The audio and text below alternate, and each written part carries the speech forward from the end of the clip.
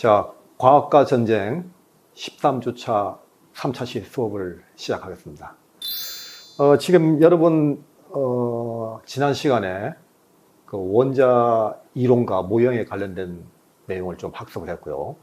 또 그 원자 폭탄이 태동하게 된 여러 가지 역사적 사실에 대해서 우리가 학습을 했습니다.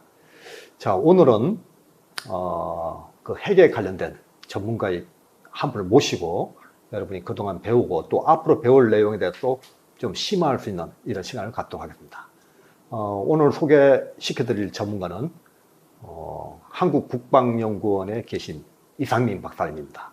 자, 그러면 이상민 박사님 지금 옆에 계신데요. 감사합니다. 오늘 이렇게 바쁘신데 시간을 내주셔서 감사드리고요. 지금 우리 학생들 이제 처음 접하기 때문에 네. 간단하게 우리 이상민 박사님 좀 소개를 좀 부탁드리겠습니다. 예, 저는 현재 이제 한국국방연구원, 우리가 줄여서 카이다라고 부르는데요. 국방의 싱크탱크 역할을 하고 그렇죠. 있는 예. 국책 연구기관이고요. 저희 여러 센터가 있는데 그 중에 안보 분야 관련된 연구를 담당하고 있는 안보전략연구센터라고 있습니다. 네. 그 센터 안에 또 세 개의 실로 구분이 되는데 북한군사연구실이라는 곳에 실장을 맡고 있습니다. 예. 예, 저는 학부는 육군사관학교를 97년도에 졸업을 하고 일본에서 석사, 박사를 재료공학을 했었고요. 네. 그리고 신부는 이제 육군 대령인데 특이하게 외교부에서도 경력을 있고요. 그다음에 네. 통일부라든지 주변에 그 안보 관련된 부처들하고 교류를 네. 많이 하고 있습니다. 예. 저도 전 군에 있을 때 현역으로 일본 여기 관련 업무가 있어가지고 자주 와서 우리 박사님도 뵙고 또 세미나도 하고 그랬는데, 올 때마다 상당히 이 정겹게 네. 왔습니다. 예. 낯설지 않고요. 여기가 원래 옆에 보면 이제 홍릉 수목원이 있고 예. 자연경관으로 봤을 때는 어떤 연구기관보다도 좋은 그렇죠. 여건을 갖고 있는 곳이고요. 둘러보시면 알겠지만 예전에 수목원 부지였던 걸로 저는 알고 있고요. 그래서 예. 안에도 수목들이 아주 특이하고 오래된 수목들이 잘 갖춰져 있습니다.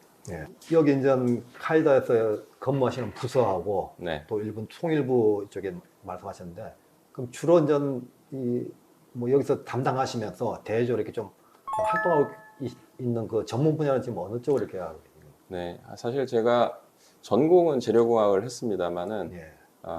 군의 명령에 의해서 그렇죠. 한 10년 전에 이제 학위를 받고 기부를 해서 북한 화생방 방어사령부라는 곳에서 근무를 했었습니다. 예. 예. 거기서 이제 화학, 생물, 방사능 이런 쪽 관련된 연구를 했었고, 그러다가 우연찮게 외교부에 예. 한반도 평화교섭본부라고 있습니다. 거기가 이제 과거에 2000년대 중반에 육자회담이라고 해서 북한 비핵화를 그렇죠. 위한 예. 그런 조직인데, 네. 거기 외교관들이 이제 일을 하는 곳인데 음. 기술적인 문제라든지 이런 군사적인 문제들도 좀 이해가 필요하기 때문에 국방부에서 매번 이렇게 파견을 나가 있습니다. 거기 근무를 했었고요. 그래서 네. 북한의 비핵화 관련된 일들을 좀 했었는데 그 옆에가 바로 정부청사다 보니까 통일부 직원들하고도 좀 교류가 많이 있었고, 그리고는 이제 바로 제가 여기로 이제 오게 되었습니다. 와서는 처음부터 이제 북한군사연구실에 있었고, 북한의 핵과 미사일 문제, 그리고 화학무기, 이런 것들 위협을 이제 분석을 하고, 거기서 멈추는 게 아니라, 이걸 이제 합치면은 대량살상무기, 우리가 WMD라고 부르지 않습니까? WMD 관련된 연구를 하다 보니까 위협뿐만 아니라 이걸 어떻게 우리가 억제하고 대응하고, 나아가서 이제 비핵화라든지 화학무기 폐기 같은 것들을 할 것인지에 대해서 주로 관심 갖고 연구하고 있습니다. 예. 그러니까 이제 전공은 재료를 하셨지만 네. 자연스럽게 통일 쪽이랑 북한하고 또 하시다 보니까 자연스럽게 또 핵이랑 가까워지신 인연이라는 게 참 운명 같은 생각이 그렇죠. 드는데, 실은 제가 2000년대 후반에, 중반에 육군사관학교에서 이제 물리학 강사를 하다가 박사학위를 받으러 일본에 갔었는데, 그 박사학위를 받았던 곳이 센다이라고, 일본 센다이입니다. 그 동북대학이라는 곳에서 했었는데, 그곳이 잘 아실런지 모르겠지만은 2011년도 3월 11일에 동일본 대지진이 있었습니다. 일본에. 그때 엄청나게 큰 지진이 있었고, 그때 원자력 발전소가 후쿠시마에 있는 예. 이게 우리가 일반적으로 알고 있는 건 후쿠시마 원자력 사고를 알고 그렇지. 있는데 예. 실은 그 원인은 센다이에서의 큰 지진이 있었기 때문에 아. 동북 지역에서 그것 때문에 발발한 그게 거고 원인이었군요. 예, 그때 제가 원자력 사고가 이렇게 무서운 거구나라는 걸 이제 직접 체험을 하고 그게 기회가 돼서 한국에 급하게 귀국을 했고 예. 그 하다 보니까 또 이제 저는 그 국방과학연구소에서 무기 체계를 좀 연구하고 싶었는데 예, 급하게 교육해서 화생방호사령부에서 방사능 관련된 담당 과장을 하게 됐고 그게 또 연이 돼서 이렇게 오게 된 것 같습니다. 예. 지금 제가 아까 오프닝 때도 말씀을 드렸는데 우리 지금 학생들이 이제 최근에 이제 원자하고 네, 핵에 대해서 이제 지금 학습을 하고 있는 중이거든요. 네. 근데 사실 이제 이 분야가 저도 뭐 전공이 아니고 또 어려운 분야이기 때문에 네. 사실 일반적인 관점에서 이제 최대한 이렇게 이해를 시키고 있습니다. 오늘 이제 박사님 네. 모시고 좋은 시간 될 것 같습니다. 그 첫 번째 이제 그 의문 사항이 네. 이제 핵이나 핵 그 모형에 대해서 이제 많이 좀 제가 설명을 드렸어요 우리 네. 학생들한테. 네. 근데 이제 이게 뭐랑 연결되냐면 이 과목을 처음 시작할 때 이제 프로메테우스의 불이라는 네. 주제가 먼저 시작됐거든요. 아, 그런데 당연히 이제 우리 인간이 불을 채취했다가 네. 굉장히 네. 좋은 의미였는데 이게 지금 와서 이제 핵이라는 게 이제 음. 사실 되면서 나중에 이제 마무리는 이제 그쪽으로 마무리 될 건데 어떻게 생각하십니까? 이 핵의 등장에 대해서 네. 어떤 뭐 의미가 있다고 한번 판단하고 있습니다. 네, 좋은 말씀 해주신 것 같은데 프로메테우스의 불 사실은 아메리칸 프로메테우스라는 별명을 가진 분이 계세요. 그분이 누구냐면 실은 핵을 만든 분입니다. 로버트 오펜하이머라는 분인데 오펜하이머라는 이름으로 다 많이 알려진 분인데 예. 미국의 과학자고 예. 천재에 가깝죠. 네. 그분이 원래는 이제 핵무기 프로젝트, 맨하튼 프로젝트를 담당을 했었던, 그걸 예. 이끌었던 과학자시긴 한데, 그래서 그분한테 붙은 별명이 예. 아메리칸 프로메테우스입니다. 그렇습니까? 어떻게 얘기하다 보니까 그렇게 예, 또 그게 됐는데, 얘기를 했군요. 예, 그 오펜하이머라는 그분이 실은 이제 제가 얼마 전에 몇 년 전에 UC 버클리에 연수를 간 적이 있었는데, 네. 저는 핵을 연구하다 보니까 그분에 대한 성함을 알고 있었고, 네. 우연찮게 그 UC 버클리에 이제 교정을 이렇게 캠퍼스를 걷다가 그분의 이름이 붙어 있는 그 팻말을 볼 수 있어요. 그 도로명이, 예, 학교 안에 있는 도로명이 오펜하이머, 뭐, 스트리트 이런 식으로 다 붙어 있었는데, 실은, 그분이 핵을 만들고 나서 이 핵의 그 무시무시한 네. 위력, 예. 이런 것들을 보고 나중에는 약간 이제 반핵 운동 쪽으로 다 전환을 했었는데 그렇죠. 이게 우리가 이제 핵을 바라보는 입장하고도 어느 정도 연관이 있다고 저는 생각이 됩니다.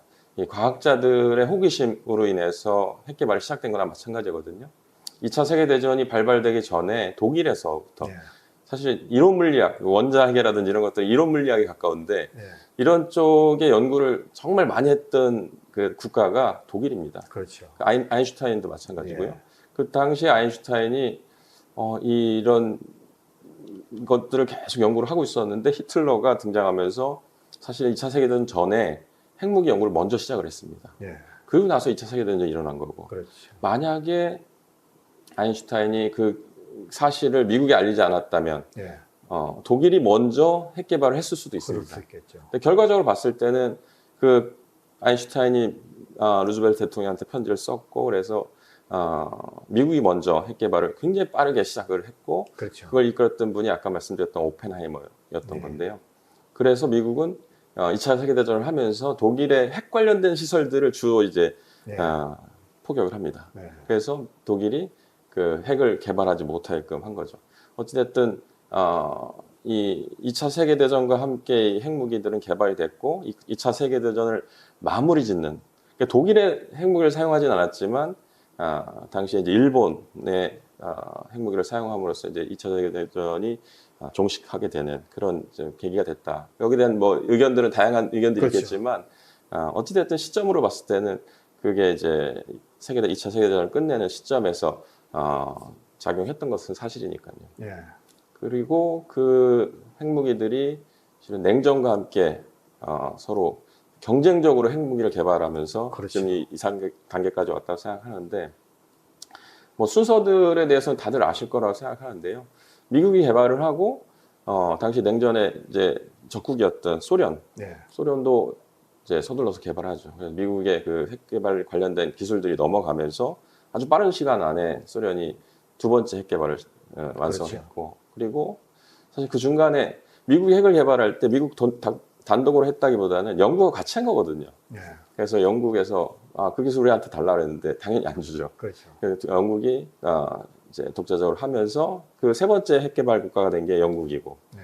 그 다음에 그걸 지켜보던 국가들 프랑스, 중국이 연달아서 이제 핵 개발을 했고, 냉전의 한가운데 속에서 그 5개 국가들이 핵을 개발한 것들에 대해서 너무 잘 알려져 있는 거고, 중요한 거는 우리가 얘기하는 이제 사실상의 핵 보유국들이 네. 핵을 개발했다는 거에 대해서 좀 알 필요가 있습니다. 그리고 지금 제가 말씀드렸던 미국, 소련, 영국, 프랑스, 중국이 순서대로 개발을 했었는데, 네.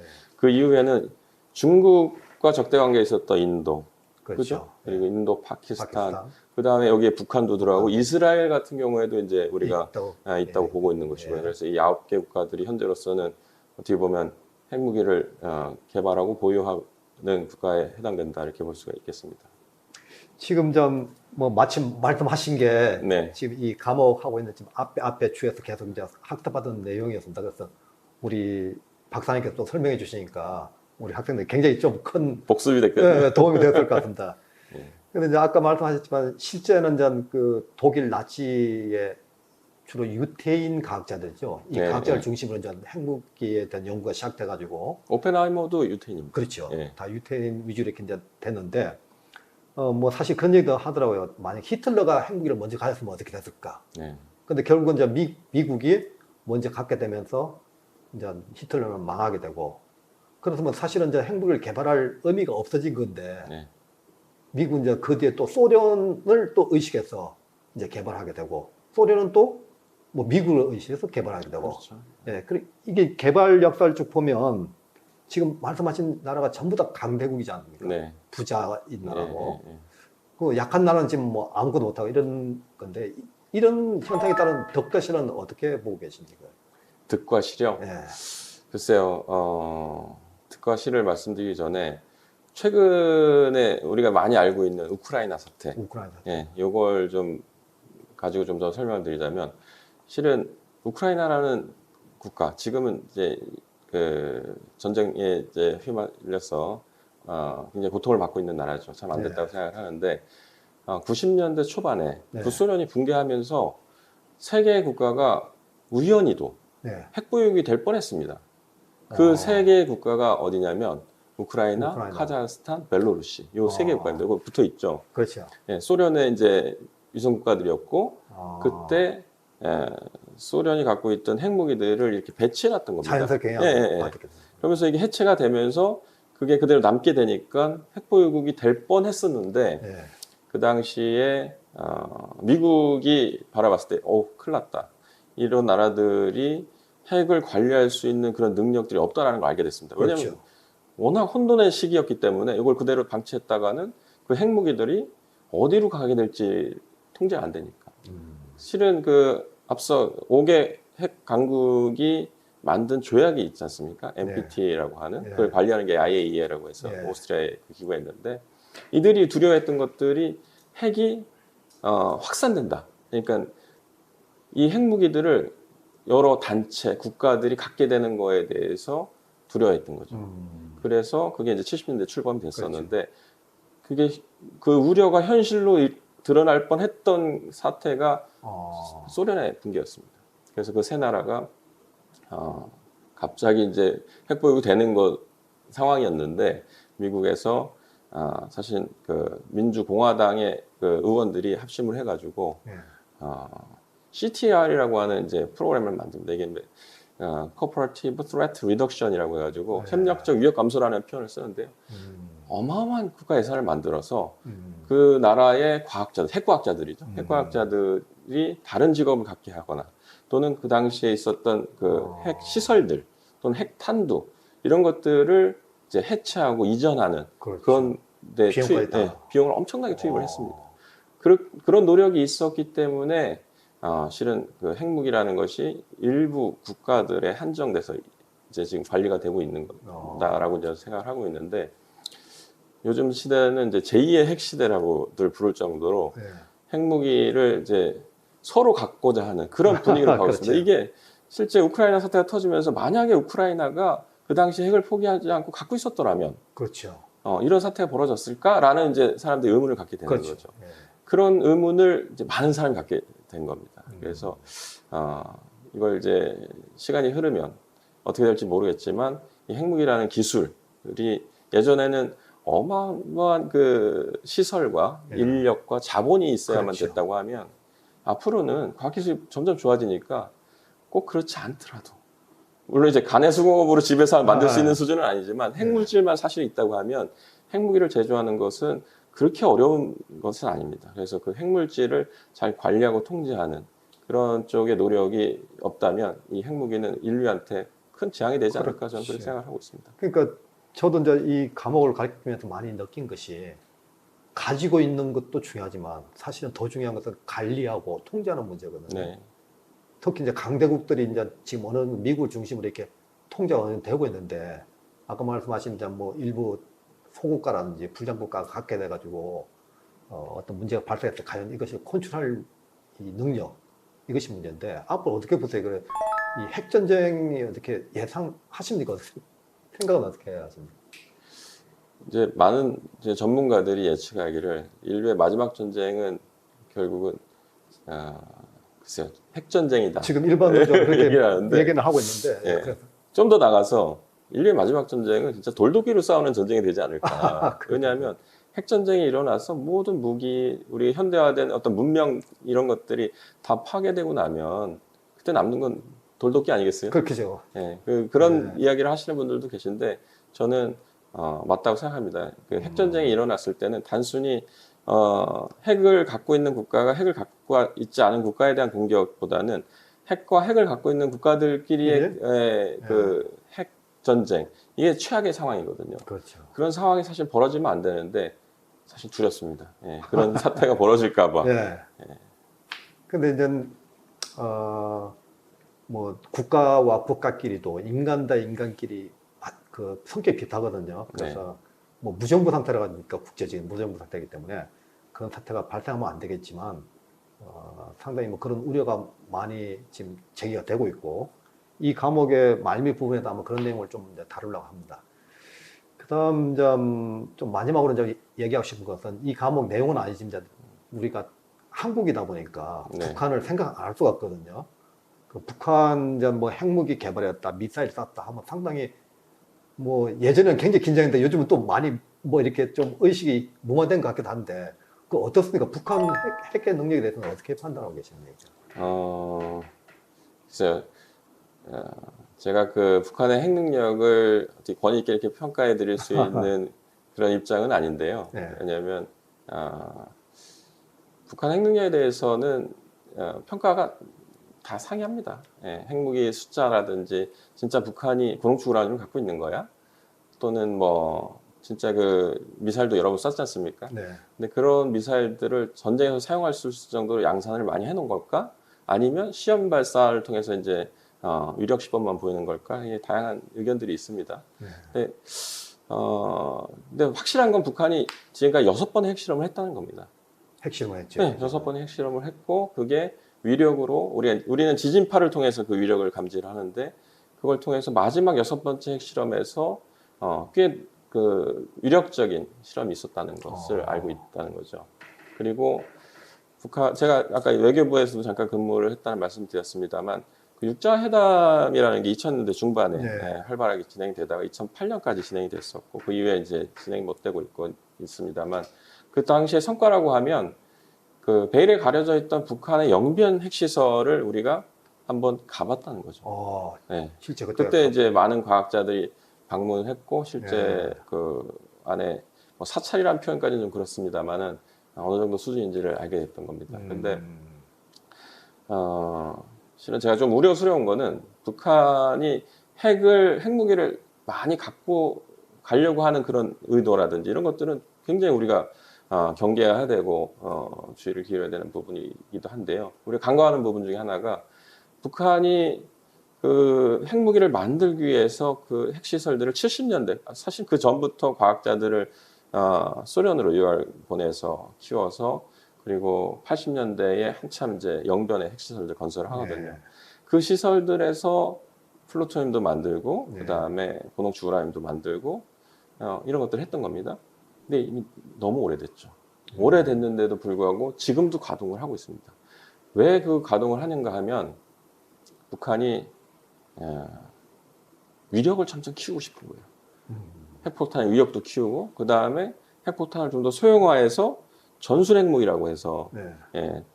전장에서 진짜로 써먹을 수 있는 그런 핵탄두를 만들기 위해서 그 시설들을 지금도 가동하는데요. 왜 그런가 하면 이제 어떻게 보면 이 과목이 예. 전쟁과 과학, 그렇죠. 예. 과학 분야 관련된 거니까 좀 더 거기에 말씀을 좀 드리자면 그 분열과 핵 융합이라는 게 있지 않습니까? 그렇죠.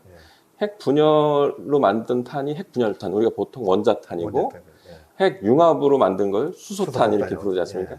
근데 그 중간 단계도 있어요. 이게 이제 증폭 핵 분열탄이라는 게 있습니다. 핵 분열탄만 가지고는 위력을 키울 수가 없어서 수소탄을 만들었는데 수소탄은 너무 위력이 큰 거예요. 그렇죠. 근데 요 핵 분열탄을 작게 만들고 네. 그리고 위력도 좀 더 크게 하고 싶고 그런 이제 욕심들이 생기는 거죠. 그렇죠. 거기에 필요한 게 사실은 삼중수소라는 게 있습니다. 네. 영어로 트리튬이라고 하는데 네. 우리 저 교수님도 그걸 사실 사용해 보셨어요. 어디서 사용해 보셨냐면 네. 가늠자, 트리튬 가늠자 들어보셨죠? 가늠자. 네. 예. 소총에 우리 KT 네. 소총에 보면 그 야간에 발광이 되는 그렇죠, 그렇죠. 거기에 트리튬 가늠자라고 부르는 거기 이유가 들어가죠. 예. 삼중수소가 거기 들어 있습니다. 거기 들어가 있구나. 네, 그래서 삼중수소가 분열을 잘 살살합니다. 하면서 나오는 그 물질들이 옆에 형광 물질을 건드려 가지고 밤에도 잘 보이는 거거든요. 네. 독도경도 마찬가지고요. 그렇죠. 그런데 그 트리튬이라는 것이 실은 핵 분열을 좀 더 크게 하는데 큰 역할을 합니다. 이게 그래서 그 삼중수소를 항상 이제 확보하려는 노력을 하는데 예를 들어 플루토늄이나 우라늄은 반감기, 그러니까 이게 이제 그 반감기를 들어보셨죠? 예. 독자분들도 잘 아실 거라 생각하는데 시청자분들도 예. 이 반감기가 깁니다. 엄청 길어요. 예. 그래서 그냥 한번 생산해 놓으면 그냥 놔두면 돼요. 놔두면 예, 놔둬도 보관이 되는데 삼중수소라고 하는 거는 반감기가 원래 물질의 그 함량이 반으로 줄어드는 기간이 12.5년. 예. 되게 짧은 겁니다. 네. 그러다 보니까 새로 항상 그 삼중수소를 확보를 해야 되는데 그거는 원자로에서만 확보할 수가 있습니다. 그렇게. 원자로에서만. 예. 근데 북한의 원자로는 영변에 거의 다 있거든요. 거의가 아니고 거의 다 있죠. 거기 예. 있다. 근데 그 원자로들이 거의 뭐 한 50년 가까이 지금 돼가기 때문에 이걸 계속 재가동을 해서 뭐 플루토늄을 얻어낸다는 게 굉장히 위험한 일인데 예. 문제는 여기서 플루토늄만 얻는 것이 아니라 삼중수소라고 하는 것을 얻기 위해서 예. 용도를 바꿨던 겁니다. 변경을. 예. 근데 그와 유사한 사례가 있습니다. 영국입니다. 음. 아까 이제 처음으로 돌아가서 영국이 미국 다음으로 핵 개발을 하고 싶었어요. 네. 근데 이제 소련이 두 번째로 그렇죠. 개발을 했고 영국이 세 번째로 하면서 미국과 소련이 원자탄에서 수소탄으로 넘어가는 걸 봤거든요. 예. 그래서 우리도 수소탄을 해야겠다. 근데 수소탄을 만들려고 하니까 삼중수소가 필요하네? 그렇죠. 근데 그 삼중수소를 원자로에서 생산해야 되는데 영국의 윈드스케일 원자로라고 하는 게 플루토늄 생산용으로 그러니까 네. 원자탄을 만들기 위한 원료를 생산하는 용도로 다 가동을 하고 있었는데 그것을 용도를 바꿔서 삼중수소 생산하는 것으로 다 사용합니다. 근데 운이 없게도 사고가 났어요. 영국에서. 네. 그 영국 최악의 원자력 사고거든요. 그게 1957년 10월 10일인데 벌써 수십 년이 지금도 그 지역은 사람이 들어갈 수 없는 지역으로 통제를 하고 있습니다. 마찬가지로 북한이 핵을 개발하는데 이게 핵무기를 통해서 전술핵 무기를 개발하고 뭐 이런 것들도 우리는 경계를 해야겠지만 지금 당장은 오메가2 원자로를 용도 변경을 해서 삼중수소를 뽑아내려고 하다 보니까 네. 영변에서 원자력 사고가 일어날 가능성에 대해서 우리는 좀 대비를 할 필요가 있다고 제지를 생각합니다. 못하겠네요. 예. 만약에 거기서 사고가 나면요 영변은 평양에서 북쪽으로 한 80km 정도 그렇죠. 떨어져 있거든요. 예. 화재가 나면 바람이 불었을 때 그 오염물질들이 낙진 형태로 어디로 갈지 모릅니다. 근데 80km밖에 안 떨어져 있는 평양으로 날아온다든지 또는 북중근격으로 날아왔을 때는 그렇죠. 대혼란이 일어날 수 있거든요. 그리고 그 사고가 났던 지역을 이제 불을 꺼야 되니까 영변의 옆에 흐르는 구룡강물, 네. 구룡강물을 퍼서 꺼야 될 거 아닙니까? 그럼 그 구룡강물이 어디로 흘러가는가 하면 서해로 갑니다, 결국. 오염물질이 서해로 서해로 가고 다 동중국해로 가는 겁니다. 제가 아까 이제 그 일본에서 공부할 때 그 후쿠시마 원전사고가 터지는 바람에 그렇죠. 정말 목숨을 걸고 한국으로 탈출했었는데요. 어. 지금도 거기에 오염물질들이 다 태평양으로 갑니다. 그거는 불행히도 그 사건은 터졌지만 사고는 났지만은 이게 서쪽이 아니라 동쪽으로 서쪽이죠. 흘러가는 거는 네. 우리 입장에서는 사실 불행 중 다행이라고 그렇죠. 생각하는 겁니다. 어떻게 보면. 근데 서해는 좀 다릅니다. 태평양 넓잖아요. 네. 근데 서해는 어떻게 보면 이렇게 좀 그 중국하고 우리 한반도 사이에 갇혀져 그렇죠. 있거든요. 만에 비슷하게. 그 밑에 또 동중국해가 있고. 네. 그래서 북한에서 그런 원자력 사고가 만에 하나 발생한다고 하면 우리 서해에서의 어떤 어업 활동이라든지 우리 식생활에 직접적인 영향을 줍니다. 그건 우리뿐만 아니라 중국에게도. 그거 심각한 문제인데. 그걸 심각하죠. 그래서 지금 북한이 핵을 개발하고 있는 것을 국제사회가 그 담합해서 못하게끔 하려고 유엔에서 안보리 결의도 내고 대북 제재도 하고 하는 거거든요. 네. 그런데 지금 큰 그림에서 보면 미국하고 중국 사이에 경쟁을 하고 있지 않습니까? 네. 이 관계를 북한은 너무 잘 알고 있기 때문에 네. 또 미국하고 어떻게 보면 러시아 사이에 우크라이나를 끼고 어떻게 보면 대리 전쟁 비슷한 것들을 하고 그렇지. 있는 그런 상황에서 유엔 안보리의 상임이사국들이 미국의 어떤 제안이랄까요? 북한의 잘못된 행동을 저지하기 위해서 하는 이런 노력들에 대해서 비토를 하고 반대를 하는 그런 행태들이 그들한테 결국은 피해를 가져갈 수밖에 없는 그런 상황이라는 걸 좀 인식할 필요가 있겠다. 특히 그렇지. 중국 같은 경우에는 직접적으로 자국민들의 먹거리, 해산물도 먹지 않습니까? 그렇죠. 우리 서해와 동중국해, 남중국해에서 네. 채취해서 먹을 텐데 네. 그 부분 그쪽이 방사선 오염된다 그러면 누가 먹겠습니까? 그렇죠. 이런 것들을 중국 정부도 잘 이해해야 되겠다라는 생각을 합니다. 자, 오늘 우리 핵에 관련된 전문가이신 이상민 박사님 모시고 여러분 그동안 배웠던 내용에 대해서 뭐 기존에 배웠던 내용도 있고 또 오늘 새롭게 이렇게 여러분이 인지해서 많은 도움이 됐던 것 같습니다. 다시 한번 이렇게 시간 내주셔서 감사드립니다. 감사합니다. 예. 여러분 이제 남은 시간도 또 핵에 관련된 내용을 또 학습을 하게 될 겁니다.